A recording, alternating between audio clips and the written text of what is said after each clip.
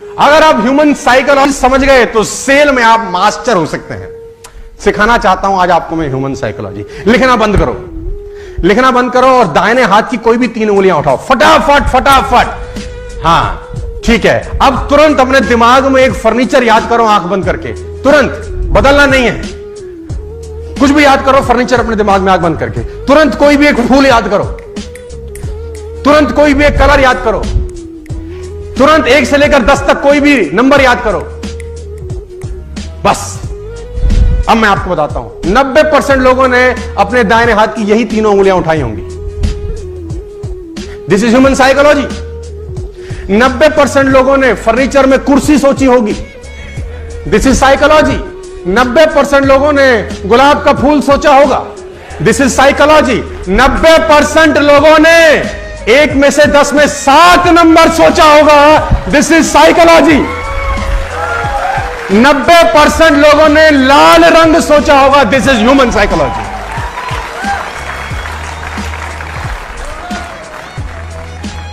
लोग एक जैसे ही होते हैं साथियों, आपको डील करना आना चाहिए बस। लोग अलग अलग नहीं होते। All people are same. People are not different my dear friends. कभी कभी लोगों का फिलॉसफी, साइकोलॉजी एक जैसा ही रहता है। समझाने का कोशिश करता हूं। एक आदमी को मैं एग्जांपल देता हूं, अक्सर ह्यूमन साइकोलॉजी समझते हैं। किसी कंट्री में फांसी का सजा हुआ। फांसी का सजा जब उसको हुआ गया तो वहां के डॉक्टर ने एक एक्सपेरिमेंट करने की सोची और डॉक्टर ने उसको कहा कि देख, फला दिन तुझे फांसी देंगे, ये तय है। अब हम तुझ पे एक एक्सपेरिमेंट करना चाहते हैं, अगर तू इजाजत देता है तो उसने बोला क्या करना है? तो उसने बोला फांसी पर लटकेगा, गर्दन की हड्डी टूटेगी, बड़ी तकलीफ होगी, कम से कम 15 से 20 सेकंड, 1 मिनट, बेइंतहा तुझे तकलीफ होगी। ऐसा हमारा तजुर्बा है। हम तेरे को एक चॉइस दे रहे हैं। तो उसने पूछा क्या चॉइस है? उसने बोला हम तुझे एक कोबरा से डसवाते हैं। कोबरा लाएंगे, तुझे डसेगा, 1 सेकंड में तेरी मौत हो जाएगी, कोई दर्द नहीं, चींटी काटती है ऐसा दर्ड होगा, and you will be dead. Choice is yours. तो उसने बोला मरना तो है ही, 1 मिनट में क्यों तड़पूं? 1 सेकंड वाला ऑप्शन पिक किया। उसको कुर्सी में बिठाया गया, चेयर पे, और दूर करीब करीब 30 फुट दूर पे एक व्यक्ति अपने हाथ में एक कोबरा पकड़ के ला रहा है। और वो देखा उसने कि कोबरा लाया जा रहा है, और कोबरा लाए लाए लाए लाए 2 फुट दूर पे रोक दिया गया। अब उससे पूछा गया आर यू रेडी? रेडी। उसके सर के ऊपर वो काले रंग का सर ढक दिया काले रंग के कपड़े से, और यहां पे आदमी कोबरा लेके तैयार। अब उसके मस्तिष्क में चल रहा है कोबरा काटने वाला है। इतने में वो आदमी हट जाता है जिसके हाथ में कोबरा होता है। एक दूसरा आदमी की एंट्री होती है जिसके हाथ में नीडल होती है, नीडल, सुई, और उस व्यक्ति के हाथ में सुई चुभई जाती है। And you will be shocked कि उस आदमी की उसी वक्त मौत हो जाती है। This is human psychology. क्योंकि दिमाग अंदर से सोचता है कि सांप ने काटा है। और आप और हैरान हो जाएंगे जो मैं अगली लाइन बोलने वाला हूं। जब उस व्यक्ति का पोस्टमार्टम किया जाता है तो उसके शरीर से पॉइजन मिलता है। इससे और हैरानी की बात यह है कि जब उसका पोस्टमार्टम होता है तो शरीर पॉइजन क्रिएट कर देता है ऑटोमेटिकली। माय डियर फ्रेंड्स, मैं आपको बताना चाहूंगा, अगर आप फोकस करें इस माइक पे और आप में कंसंट्रेशन की पावर हो और 15 मिनट सिर्फ इस माइक को यह सोचें कि ये तपता हुआ लोहा है, तपता हुआ गर्म लोहा है, और फोकस कर सके, आपको कोई डिस्टर्ब ना करे, शांति हो पूरी तरह से, और सिर्फ देखते रहे तपता हुआ लोहा है, ऐसा फील करें, फोकस करें, फील करें, फोकस करें, और 15 मिनट के बाद अगर आप इस माइक को छुएंगे आपको छाला हो जाएगा। माइंड बहुत अजीब तरीके से काम करता है। How mind works, how body works, ये बहुत खतरनाक चीजें हैं सर। एक शिष्य एक गुरु के पास दौड़ता हुआ आया। उसने गुरुजी से कहा, गुरुजी सारे घोड़े बांध दिए, एक घोड़े के लिए रस्सी नहीं मिल रही, क्या करूं? सारे घोड़े अस्तबल में बांध आया हूं, एक घोड़े के लिए रस्सी नहीं मिल रही, क्या करूं? तो गुरु ने कहा एक तरीका है मेरे पास, रस्सी की जरूरत ही नहीं है, तू घोड़े के पास जा, सिर्फ ऐसे ऐसे उसके गले में घुमा दे हाथ, उसको लगेगा, और ऐसा बांधने के बाद वो रस्सी लेके नाटक करके ऐसे बांध दिया। उसने बोला जी गुरुजी।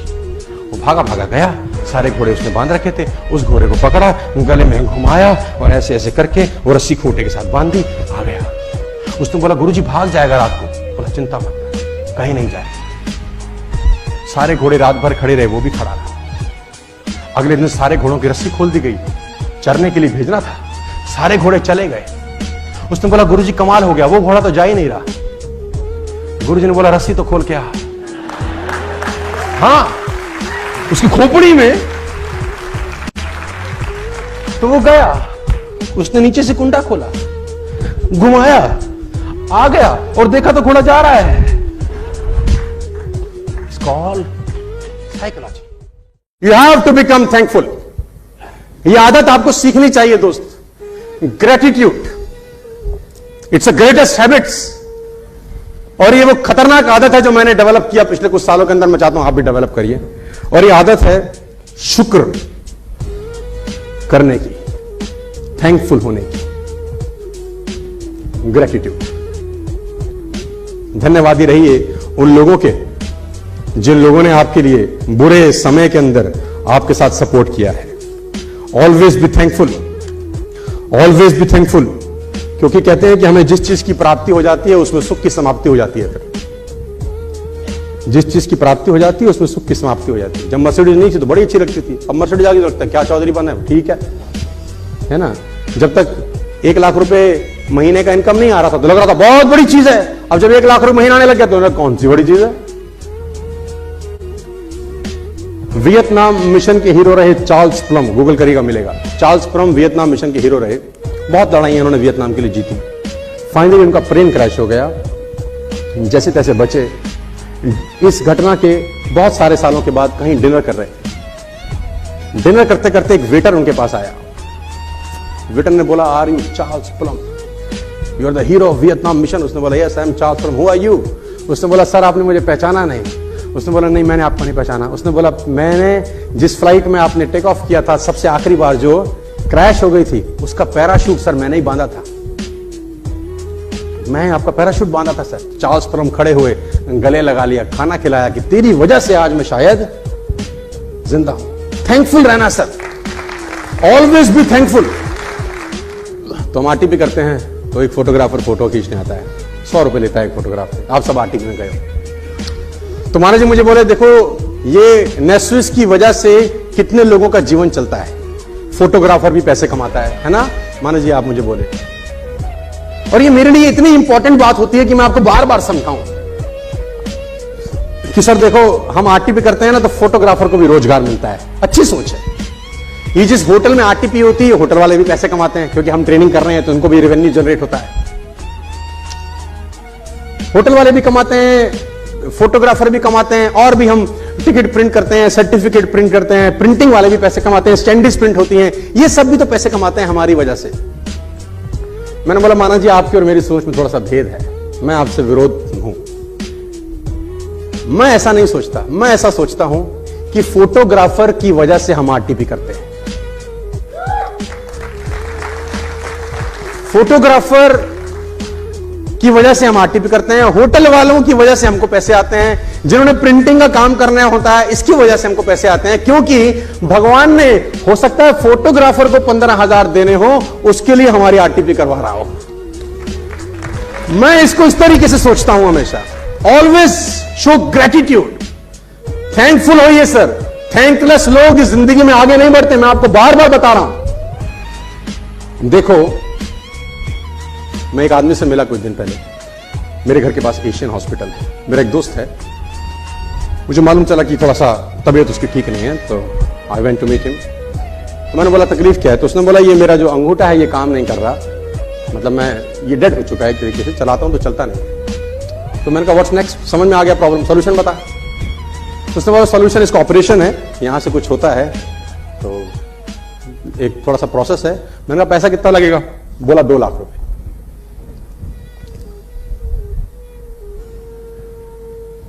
एक अंगूठा ठीक से काम नहीं कर रहा तो 2 लाख देने पड़ते हैं सर। ऊपर से नीचे भगवान ने दिया है पता नहीं क्या क्या। थैंकफुल नहीं होते सर हम लोग। एक अंगूठा ठीक से काम नहीं कर रहा तो 2 लाख रुपए मांग रहा है डॉक्टर ठीक चलाने के। क्या सुबह उठ के बोला थैंक यू यार, क्या जबरदस्त जीवन दिया, रोते ही मिलेंगे, कुछ ना किया हमारे साथ, जिंदगी झंड कर दी। उसको देख क्या क्या दे रहा है। इसको मैं बोलता हूं पीपी, परेशान प्राणी, ये रोता ही मिलेगा, ये ठीक नहीं हो रहा, वो ठीक नहीं हो रहा, ऐसे नहीं है, वैसा नहीं। दोस्तों, कितनी भी जनसंख्या बढ़ जाए, उसकी ऑक्सीजन की सप्लाई में कोई कमी है? मस्त सप्लाई है। और जब फट जाती है और ऑक्सीजन सिलेंडर लगता है, देखो कितने रुपए का आता है। और वो रोज दे रहा है गैलन ऑफ ऑक्सीजन कि जा बेटा मौज ले। Be thankful, be thankful. और जब भी, मैं बार बार बोलता हूं अपने लीडर्स को, और मैं अपने लीडर्स को बार बार ये समझाता हूं कि सर, जब भी आपके साथ कुछ अप्रत्याशित हो तो पीठ मत ठोकना अपने। बस ये आपकी वजह से नहीं है, किसी और की वजह से हो रहा है। ऐसा दिमाग में रखोगे, जिंदगी में कभी पीछे नहीं जाओगे। जब भी आपके साथ कुछ अप्रत्याशित हो तो ऐसा मत सोचना कि आपकी वजह से हो रहा है। मैं बार बार सुनाता हूं इस बार फिर, क्यों? क्योंकि ये बातें बार बार जब होती जाती है ना, तो फिर मन में बैठ जाती है। ये अप्रत्याशित है। आपके साथ कभी भी जीवन में कुछ अप्रत्याशित हो तो ये समझ लेना कि हाथ पीछे किसी और ने जोड़ रखे हैं। आपका कंट्रीब्यूशन नहीं है यार। चौधरी होने का जरूरत नहीं है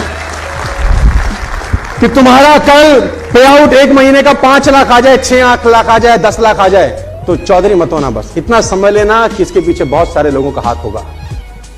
ग्रेटिट्यूड दोस्तों, इसको मैं बोलता हूं ग्रेटिट्यूड। और हमेशा थैंकफुल रहना उन लोगों के लिए जिनके साथ आप बड़े हुए हो इस बिजनेस में, जिनके साथ आपने बिजनेस बिल्ड किया है, जिसने सीखा है, जिससे सीखा है। देखो, गुरु से सीख के गुरु की इज्जत नहीं करोगे तो पाप के भागी बनोगे। देखो मैं बता दूं, चाहे वो कोई भी क्यों ना हो, जिसने कुछ भी सिखाया हो आपको जीवन के अंदर। Be thankful, don't be thankless. Are you getting my point? हम लोग स्टार्ट कर चुके थे कि many times we hear people are assets, but people are not assets, only good people are assets, rest are और लायबिलिटी। एक किसान की कहानी सुनाता हूं मैं आपको। एक बहुत मेहनती किसान था। वो बहुत मेहनत से अपने खेत की रक्षा करता था, बीज बोता था, फसल उगाता था, उसको काटता था और पैसे कमाता था। बड़ा ईमानदार था अपने काम के अंदर। लेकिन अब उसका खेत बहुत बड़ा हो गया, पैसे उसने कमा लिए, तो आसपास का भी जमीन उसने खरीद लिया। अब उसको एक सपोर्ट सिस्टम का जरूरत पड़ा। अब उसको लगा मेरे से अकेले से नहीं होगा, तो मुझे कुछ ना कोई आदमी चाहिए जो मेरी सपोर्ट कर सकता हो। तो उसने इंटरव्यू लिया 2-4 लोगों का कि यार क्या तुम मेरे खेत में मेरी सपोर्ट करोगे, ये तुम्हारा सैलरी है। तो 4-5 लोगों से उसने सवाल पूछे कि तुमको एग्रीकल्चर के बारे में क्या नॉलेज है और तुम कैसे सपोर्ट कर सकते हो। तो सब लोगों ने उसको अलग अलग जवाब दिए। उसको किसी का जवाब समझ नहीं आया तो उसने सबको रिजेक्ट कर दिया। एक लड़के से उसने सवाल पूछा कि तुम क्या करोगे, कैसे करोगे।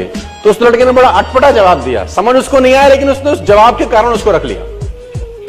उसने बोला तुम क्या करोगे? वो बोला I can sleep when the wind blows. जब बहुत तेज हवा चलेगी तो मैं सो जाऊंगा। उसको समझ नहीं आया, लेकिन उसने इसके अटपटे जवाब के कारण उसको रख लिया। इसका पता नहीं क्या मतलब है, देखते हैं। अब वो दोनों खेत की रक्षा करने लगे। बढ़िया फर्स्ट क्लास फसल होती थी, काटते थे।